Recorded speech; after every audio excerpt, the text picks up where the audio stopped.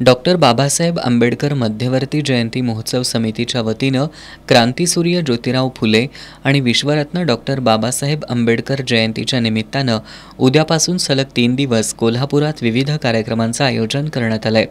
उद्या सकाळी समितीच्या वतीनं डॉक्टर बाबासाहेब आंबेडकर आणि महात्मा ज्योतिबा फुले यांना अभिवादन करण्यासाठी ताराबाई पार्क इथल्या मागासवर्गीय वीज कर्मचारी पतसंस्थेतील महात्मा फुले ग्रंथालयात स्पर्धा परीक्षेचे विद्यार्थी सलग 18 तास अभ्यास करणार आहेत।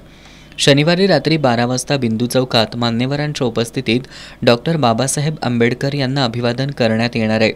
रविवारी सकाळी 8:30 वाजता विविध पक्ष संघटनांच्या वतीनं बिंदू चौकात डॉक्टर बाबासाहेब आंबेडकर आणि महात्मा ज्योतिबा फुले यांच्या स्मृतींना अभिवादन करण्यात येणार आहे। सायंकाळी 4 वाजता दसरा चौकातून भारतीय संविधानाच्या सन्मानार्थ भव्य मिरवणूक काढण्यात येणार आहे। या मिरवणुकीची सांगता झाल्यानंतर सायंकाळी 6 वाजता शाहू स्मारक भवनात भारतीय संविधानासमोरी उभी ठाकलेली आव्हानं या विषयावर डॉक्टर श्रीरंजन आवटे यांचं व्याख्यान होणार आहे।